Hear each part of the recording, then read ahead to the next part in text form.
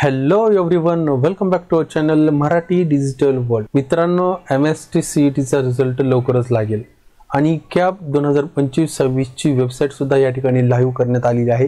मित्रांनो, admission process सुरू होण्या अगोदर आपल्याला रिक्वायर्ड डॉक्युमेंट माहीत असणं गरजेचं आहे. यासाठी मित्रांनो हा व्हिडिओ मी आजचा स्पेशल डॉक्युमेंट कुठले आपल्याला फॉर्म भरण्याकरिता लागतील याविषयीची माहिती देण्याकरिता हा व्हिडिओ बनवलेला आहे.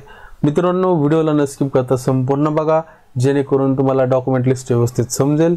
आणि जर तुम्ही चॅनलवरती फर्स्ट टाइम व्हिजिट करत असाल तर नक्की चॅनलला सबस्क्राईब करून बेल आयकॉनला प्रेस करा, म्हणजे भविष्यात येणाऱ्या ॲडमिशन प्रोसेसच्या रिलेटेड येणाऱ्या सगळ्या व्हिडिओंचे नोटिफिकेशन तुमच्यापर्यंत पोहोचत राहतील जसंही मी व्हिडिओ अपलोड करेल. So without wasting over time, let get started.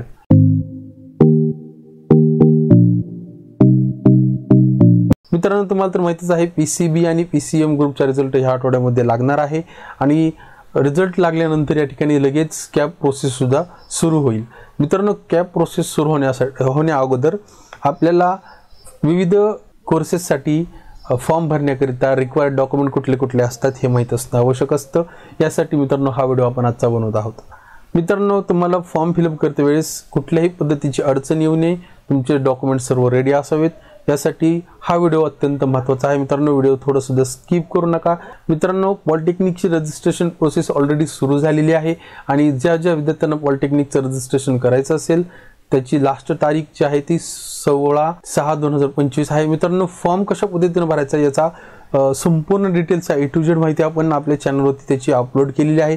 त्या व्हिडिओची लिंक तुम्हाला खाली डिस्क्रिप्शनमध्ये मी प्रोव्हाइड केलेली, त्या ठिकाणी जाऊन तुम्ही व्हिडिओ चेकआउट करू शकता आणि तुम्ही तुमचा फॉर्म जो आहे तो तुमच्या घर बसल्या सुद्धा भरू शकता. कुठल्या कॅफेवरती सुद्धा जाण्याची तुम्हाला गरज पडणार नाही ज्यावेळेस तुम्ही तो व्हिडिओ बघताल. तर मित्रांनो, या व्हिडिओमध्ये आपण स्पेशली BSc ॲग्री, त्याचबरोबर या ठिकाणी bachelor of engineering, bachelor of pharmacy यासाठी लागणारे डॉक्युमेंट कुठले आहेत हे या ठिकाणी बघणार आहोत.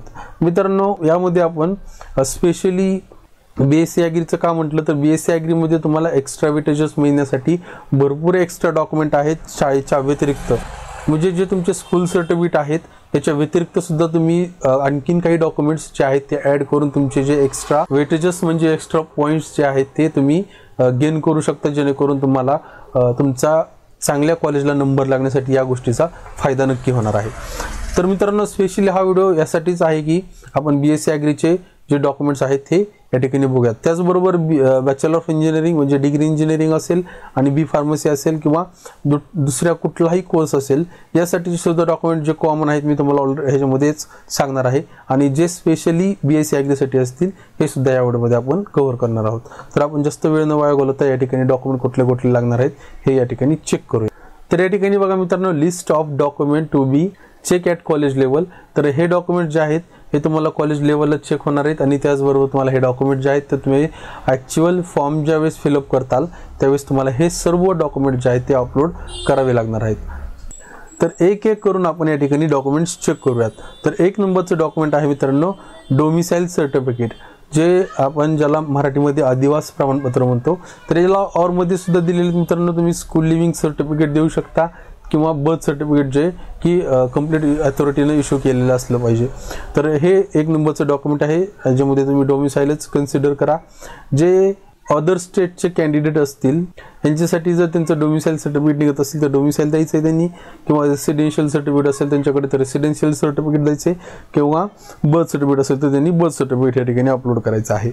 त्यानंतर मार्कशीट ऑफ MST CET किंवा GMIN किंवा NEET याचं मार्कशीट तुमच्याकडे असणं गरजेचं आहे, तुम्ही याची प्रिंटआउट काढून ठेवायची. त्यानंतर तुमच्या 12वीची मार्कशीट तुमच्याकडे असणं गरजेचं आहे, ओरिजिनल मार्कशीट. 10वीची ओरिजिनल मार्कशीट सुद्धा तुम्हाला या ठिकाणी फॉर्म फिलअप करते वेळेस लागणार आहे. त्यानंतर स्कूल लिव्हिंग सर्टिफिकेट किंवा काही ठिकाणी ट्रान्सफर सर्टिफिकेट म्हणजे LC किंवा TC यापैकी तुमच्याकडे जे असेल ते एक तुम्हाला रिक्वायर्ड असणार आहे. त्यानंतरचं डॉक्युमेंट आहे मित्रांनो कास्ट सर्टिफिकेट. जर तुम्हाला लागू होत असेल तर हे तुम्हाला कास्ट सर्टिफिकेट सुद्धा देणं गरजेचं आहे. आता कास्ट सर्टिफिकेट कुणाकुणासाठी कंपल्सरी आहे तर या ठिकाणी कॅटेगरीतील स्टुडंट असतील, ST असतील, VJA असतील, त्यानंतर NTB, NTC, NTD, त्यानंतर OBC असतील, SBC आणि SCBC या कॅटेगरीतील विद्यार्थ्यांकरिता कास्ट सर्टिफिकेट हे रिक्वायर्ड आहे, म्हणजे हे मॅन्डेटरी डॉक्युमेंट्स आहे। तुमच्याकडे कास्ट सर्टिफिकेट असेल तरच तुमचा फॉर्म जो आहे तो कास्टमधनं तुम्हाला फिलअप करता येईल। त्याचबरोबर ह्या सर्व कॅटेगरीतील विद्यार्थ्यांकरिता कास्ट व्हॅलिडिटी सर्टिफिकेट हे सुद्धा असणं गरजेचं आहे। कुठले कुठले यातील कास्ट असतील? SC ST VJA, त्यानंतर NTB CD, त्यानंतर OBC SBC आणि SEBC या कॅटेगरीतील विद्यार्थ्यांकरिता कास्ट व्हॅलिडिटी सर्टिफिकेट हे कंपल्सरी आहे। मित्रांनो लक्षात घ्यायचं, जर तुमच्याकडे फॉर्म फिलअप करते वेळेस कास्ट सर्टिफिकेट नसेल तर तुम्ही तोपर्यंत त्याची अप्लाय केलेली रिसिप्ट देऊ शकता। जर तुमच्याकडे तेही नसेल तर तुमचा फॉर्म हा ओपनमध्ये कन्सिडर केला जाईल, याची दक्षता तुम्ही नक्की घ्यायची आहे। त्यानंतरचं डॉक्युमेंट आहे नॉन क्रिमिलियर सर्टिफिकेट। आता नॉन क्रिमिलियर सर्टिफिकेट जे वरचे मी तुम्हाला कास्ट सांगितल्या त्यामधल्या 2 कास्ट वगळता सर्व कास्टर्सना या ठिकाणी नॉन क्रिमिलियर सर्टिफिकेट हे रिक्वायर्ड आहे। तर 2 कुठल्या कास्ट आहेत? SC आणि ST या कॅटेगरीसाठी नॉन क्रिमिलियर सर्टिफिकेट रिक्वायर्ड नाही आहे। बाकीच्या राहिलेल्या ज्या कास्ट असतील VJA NTB NTC NTD OBC SBC आणि SEBC या सर्व कॅटेगरीसाठी नॉन क्रिमिलियर सर्टिफिकेट हे रिक्वायर्ड आहे। आता नॉन क्रिमिलियर सर्टिफिकेटची व्हॅलिडिटी ही अप टू 31 मार्च 2026 ही असणं गरजेचं आहे। आता लक्षात घ्यायचं, इथं 25 लिहिलेलं असल्याच्या कारणामुळे तुम्ही या ठिकाणी कन्फ्यूज होऊ नका। हे डॉक्युमेंट लिस्ट जे आहे रिक्वायर्ड डॉक्युमेंट मी गेल्या वर्षीची काढलेली आहे, त्यामुळे या ठिकाणी 2025 ही एक्सपायरी दाखवत आहे। पण आपल्याला ह्या वर्षीची जी एक्सपायरी असणार आहे ती 31 मार्च 2025 इतकी असणार आहे। तर लक्षात घ्यायचे, ह्या सर्व कॅटेगरींकरिता नॉन क्रिमिलियर सर्टिफिकेट रिक्वायर्ड आहे। तुमच्याकडे नॉन क्रिमिलियर सर्टिफिकेट नसेल किंवा तुमच्याकडे डोमिसाइल सर्टिफिकेट नसेल किंवा तुम्ही कास्ट व्हॅलिडिटीसाठी अप्लाय केलेलं नसेल किंवा तुमच्याकडे कास्ट व्हॅलिडिटी नसेल तर तुम्ही नक्की caste validity, non creamy layer, domicile certificate, उत्पन्नाचं प्रमाणपत्र, नॅशनॅलिटी ह्या सर्व गोष्टी तुम्ही आत्ताच काढून ठेवायच्या आहेत ॲडमिशन प्रोसेस सुरू होण्यापूर्वी। कारण जेव्हा या ठिकाणी ॲडमिशन प्रोसेस सुरू होईल त्यावेळेस तुमच्याकडं रिक्वायर्ड जो टाईम असणार आहे, तुमच्याकडं जे दिवस असणार ते खूप कमी असतील, त्यामुळे तुम्हाला त्या पिरियडमध्ये हे काढण्यासाठी खूप परेशानी होईल। तुमचे पैसे सुद्धा एखाद्या वेळेस एक्स्ट्रा जातील, पण या ठिकाणी पैशाचा प्रॉब्लेम नाही आहे, जो वेळ आहे तो वेळ महत्त्वाचा आहे। त्यासाठी सर्व डॉक्युमेंट तुम्ही आत्ताच मी सांगितलेले डॉक्युमेंट जे आहेत ते काढून ठेवायचे आहेत।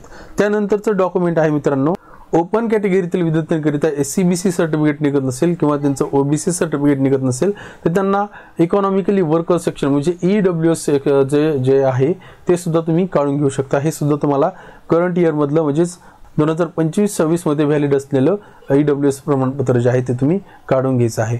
त्यानंतर जर तुमच्याकडे फ्रीडम फायटरचं जे कॅन्डिडेट ऑफ फ्रीडम फायटर असेल तर ते सर्टिफिकेट काढून घ्यायचं आहे। जर कॅन्डिडेट ऑफ डिफेन्स पर्सन असेल तर ते सर्टिफिकेट तुम्हाला काढून घ्यायचं आहे। त्यानंतर candidate of person with disability जर असेल म्हणजे जर तुमच्याकडे हँडिकॅपचं सर्टिफिकेट असेल 40% पुढचं ते सुद्धा तुम्ही काढून घ्यायचं असेल किंवा तुमच्याकडे रेडी ठेवायचं असेल तर ऑलरेडी। त्यानंतर जर तुम्ही प्रोजेक्ट अफेक्टेड असाल, प्रकल्पग्रस्त असाल त्या सर्टिफिकेटचे सुद्धा तुम्हाला एक्स्ट्रा पॉईंट मिळणार आहेत। BSc ॲग्री करता हे स्पेशली मी आता यातून पुढचे जे डॉक्युमेंट आहे ते BSc ॲग्री वाल्या विद्यार्थ्यांकरिता सांगत आहे, जेणेकरून त्यांना एक्स्ट्रा पॉईंट्स, एक्स्ट्रा वेटेज जे आहे ते गेन करता येईल। त्या ठिकाणी लक्षात घ्यायचं, तुमच्याकडे प्रोजेक्ट अफेक्टेड असेल, त्यानंतर सर्टिफिकेट ऑफ ॲग्रिकल्चर म्हणजे तुमच्याकडे शेतकरी असल्याचं प्रमाणपत्र असेल किंवा तुमच्याकडे नसलं तर तुम्ही ते काढून घ्यायचं आहे। लक्षात घ्यायचं, शेतकरी असल्याचं प्रमाणपत्र, प्रोजेक्ट अफेक्टेडचं प्रमाणपत्राला प्रत्येकी 12 एक्स्ट्रा पॉईंट्स तुम्हाला मिळणार आहेत। त्यानंतर तुमच्याकडं 7-12 असेल तर तुमच्याकडे शेत असेल तर तुम्ही 7-12 त्याची काढून घ्यायची आहे। 7-12चे सुद्धा तुम्हाला एक्स्ट्रा पॉईंट मिळणार आहेत। त्यानंतर सर्टिफिकेट ऑफ लँडलेस ॲग्रिकल्चर लेबर असल्याचं प्रमाणपत्र म्हणजे तुम्ही शेतकरी शेतविरहित म्हणजे भूमिहीन शेतमजूर असल्याचं प्रमाणपत्र जे आहे हे सुद्धा तुम्ही काढून घ्यायचं। जर तुमच्याकडे शेत नसेल परंतु तुमचे पॅरेंट जे आहेत ते शेतमजुरी करत असतील तर नक्की तुम्ही ते सर्टिफिकेट काढून घ्या, त्याचे सुद्धा तुम्हाला एक्स्ट्रा वेटेज, एक्स्ट्रा पॉईंट्स तुम्हाला मिळतील। त्यानंतर जर तुमचे पॅरेंट्स जे आहेत ते फिशरमॅन असतील, मच्छीमारी वगैरे करत असतील तर तुम्ही सर्टिफिकेट ऑफ फिशरमॅन हे सुद्धा तहसीलमधून काढून घ्यायचं आहे। त्यानंतर जर तुमच्याकडे NCC B किंवा C सर्टिफिकेट असेल तर ते सुद्धा तुम्हाला एक्स्ट्रा मार्क्स जे आहे ते गेन करून देऊ शकतात। त्यानंतर अंडरटेकिंग इन अपेंडिक्स G आणि अपेंडिक्स E हे काय आहे हे मी तुम्हाला ज्यावेळेस फॉर्म फिलअप करायचं आहे त्यावेळेस त्याचं संदर्भातली नक्की माहिती देईल आणि त्याचे तुम्हाला ते डॉक्युमेंट कुठे अवेलेबल होतील ते सुद्धा मी त्या फॉर्म फिलअप करते वेळेस नक्की सांगेल। तर एकूण मी आता जे लास्टला सांगितलेले डॉक्युमेंट होते ज्यामध्ये agriculture certificate, certificate of fisherman, landless agriculture labour असलेलं सर्टिफिकेट, त्याचबरोबर 7/12 असतील, हे जे सर्टिफिकेट आहेत, हे जे कागदपत्र आहेत, ह्याचे तुम्हाला एक्स्ट्रा पॉईंट BSc ॲग्रीचा फॉर्म फिलअप करण्यासाठी नक्की त्याचा फायदा होणार आहे. त्याचे एक्स्ट्रा पॉईंट्स तुम्हाला मिळतील. आणि बाकीचे जे वरचे डॉक्युमेंट्स मी तुम्हाला सांगितले होते, कास्ट सर्टिफिकेट, 10वी-12वीची मार्कशीट, PCB PCM जीची मार्कशीट, त्यानंतर नीटची स्कोर कार्ड असेल, या सगळ्या गोष्टी, स्कूल लिव्हिंग सर्टिफिकेट असेल, या सगळ्या गोष्टी तुम्हाला कॉमन आहेत, जे की बॅचलर ऑफ इंजिनिअरिंग असेल, बॅचलर ऑफ फार्मसी असेल, BSc ॲग्री असेल, BSc नर्सिंग असेल, किंवा जे लॉ असेल, याकरिता सगळ्यासाठी हे डॉक्युमेंट्स लागणार आहेत. तर मित्रांनो, आशा करतो तुम्हाला दिलेली डॉक्युमेंट लिस्ट आणि जे एक्स्ट्रा वेटेजेस आहेत BSc ॲग्रीकरिता स्पेशली, हे तुम्हाला सगळे व्यवस्थित डॉक्युमेंट्स समजले असतील. आणि जर तुम्हाला हे डॉक्युमेंट्स समजले असतील, त्याचबरोबर दिलेली माहिती म्हणजे आपला व्हिडिओ तुम्हाला आवडला असेल, तर नक्की व्हिडिओला लाईक करा. त्याचबरोबर तुम्हाला काही डाऊट असतील तर तुम्ही मला नक्की कमेंट सेक्शनमध्ये विचारू शकता. 100% तुमच्या कमेंटला मी रिप्लाय करेल. आणि जर तुम्हाला हा व्हिडिओ आवडला असेल तर हा व्हिडिओ तुमच्या मित्रमैत्रिणींपर्यंत नक्की शेअर करा, म्हणजे ही महत्त्वाची माहिती त्यांच्यापर्यंत सुद्धा पोहोचेल. भेटू तशाच एका नवीन नॉलेजेबल व्हिडिओमध्ये. तोपर्यंत जय हिंद, जय महाराष्ट्र.